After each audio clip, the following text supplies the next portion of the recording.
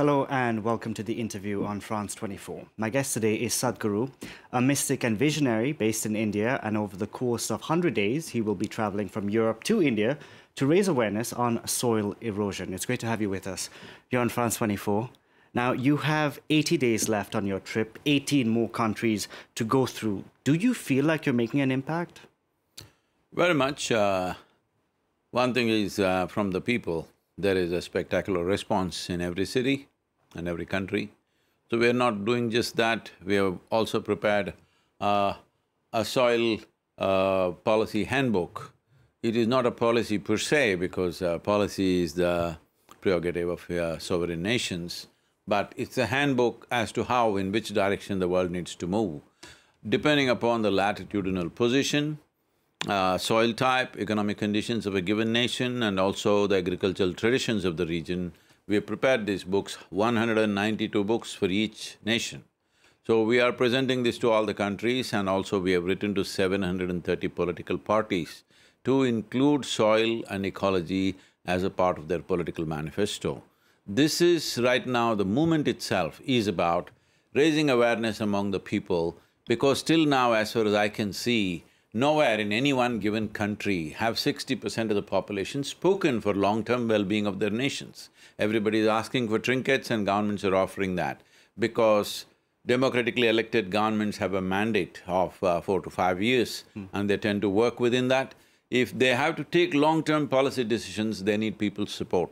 My effort is to just provide that support so that governments can boldly walk this way. But is it too late to save the soil considering that over 50% of soil used for agriculture is already degraded?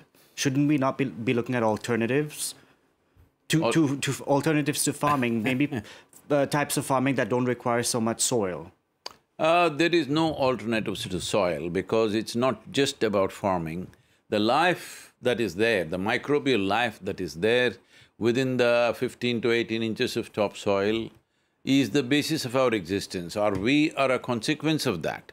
What happened there has what has delivered here the way we are. Even within your body, 60% of your body is actually microbial life, only 40% is your parental genetics. When this is a thing, people thinking, leave the soil, we'll do something else, there's no such thing. That is the life-making material. Are policymakers listening to you? Very much. Already all the, the Commonwealth nations have kind of made a declaration, they will go with this. The CARICOM nations have done that. I think Europe has its own regenerative policy. I find it very complex and trying to address too many things. I'm trying to make this much more simple and one-point agenda because among all the conventions that have happened in terms of ecology and environment in the world, one convention which has been successful to deliver the goods is the one that we did for ozone layer fixing. That's the only thing we have done successfully. Rest of the things we are still talking. I'm not saying nothing has happened. Progress has happened, but it's too slow. Because what you're suggesting for the soil doesn't cost a whole lot of money, I think. Not at all. It's not about money, it's about commitment and direction. And what can individuals do? I know what, for instance, my parents who have a garden can do. I don't have a garden. I live in an apartment building on the 4th floor. What can I do? I have one plant, but what can I do? You fixing that pot, soil in the pot, is very cute of you, but it's not a solution. Exactly. Because 71% of the earth's land is in agriculture. It's important the change happens there. Your parents fixing their garden is wonderful of them. It shows their personal responsibility, but it's not a solution. We have come to a place where unless there is a global policy, that nations take this policy, that a minimum of 3 to 6% organic content is needed. This is something every soil scientist will tell you, minimum 3 to 6% is needed to keep the soil alive. First and foremost thing is to understand soil is a living entity. The largest living system, not on this planet, in the known universe, is the soil. Because it is trillions and trillions of lives. A handful of soil can have 8 to 10 billion organisms, 50 to 75,000 species in one handful of soil. So this is a living thing. But in most agricultural ministries across the world, I've been talking to a lot of them, they're still addressing it as an inert substance, that they can add a few chemicals and fix it. First thing is this has to change. First thing is to recognize that soil is a living entity. And how do you go about, picking these issues, or do these issues find you? Because now you're on to save the soil, but before it was rivers. How do you go about finding these issues? So in the last 30 years, I've been talking about changing the greenscape of southern India, out of which we planted millions of trees, inspired people to plant many more. Today, the Google Maps are showing over 11% increase in green cover. So people are saying, you were talking about trees, then you were talking about rivers, now you're talking about soil. You must understand, in a tropical country especially, and everywhere it is true, we plant trees in the soil, not on our heads. Hello? So when we say trees, we're talking about soil. When we say rivers, we're talking about soil. In Europe, maybe, I do not know the percentage, maybe 50–60% of your rivers are flowing because of the ice melting somewhere, right? But in India, only 4% of the river water is because of melting ice. Rest is all monsoon. Our monsoon happens in 75 to 90 days. What comes down in 90 days has to be held in the soil for 365 days. Only then the rivers will flow. If it has to be held in the soil that long, it must have a certain amount of organic content, otherwise it cannot hold. If you… for example, if you raise the organic content to 8 to 10%, your irrigation requirement will come down to 30%. If you raise it to 12 to 15%, your irrigation requirement would come down to 10 to 15%. So right now there is water stress on the planet. 2 billion people are supposed to be water stressed according to the UNFAO. They are saying by 2032, 3.5 billion people will be water stressed.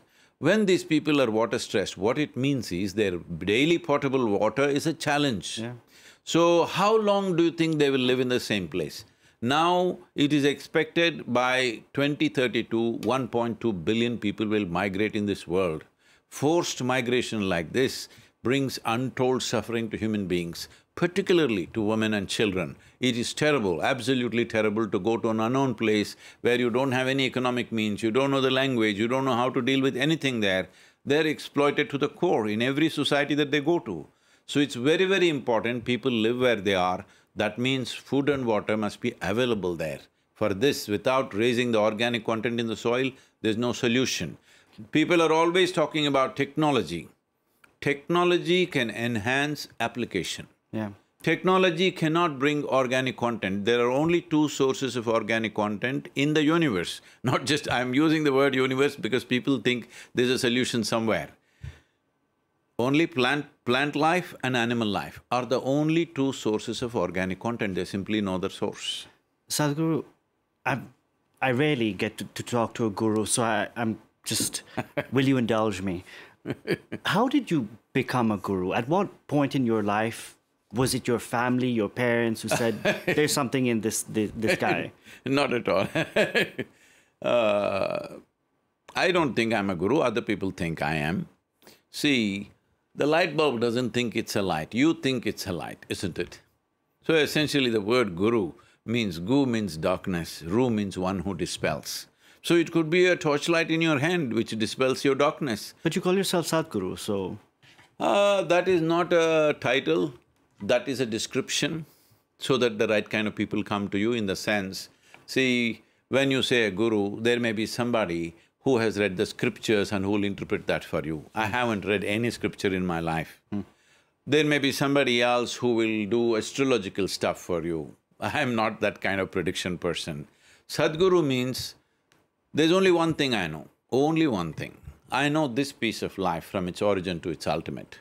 I only talk about this one, but people think I'm talking about them because this is the fortune of creation. Every life at the core is made the same way as me. So when I talk about myself, they think I'm talking about them. You have a pretty big following, Hollywood celebrities. No, You have French actors that follow you. Recently, You're thinking it's big. I must tell you, my problems. Hello, shall I? But if you will, because one of the people who follow you and one of the people you met recently won an Oscar, Will Smith. Before he won his Oscar, he had an episode. He slapped Chris Rock due to a joke. Where do you stand when it comes to non-violence? See, from what I know of Will is a wonderful human being, absolutely wonderful human being.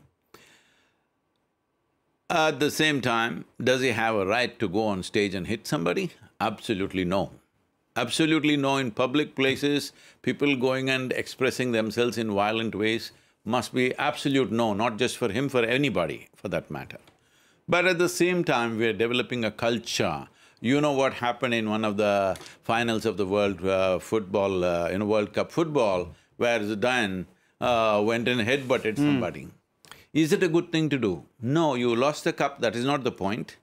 The point is, once you display that thing, that will become the norm in the society. Everybody thinks you can punch somebody in the face. So that should be absolutely no. But at the same time, we are heading towards a culture. I can pick up your mother and discuss ugly things about her, I can pick up your wife and say ugly things about her. This must also be contained a little bit, all right? If I want to make jokes about you or your family, I should know you that well, that I can sit with you in private and make jokes about you. Sadhguru, we're going to have to leave it there. Thank you very much for joining us at France 24 and good luck on the rest of your journey. Thank you. That's it for this edition of The Interview. Thank you very much for watching.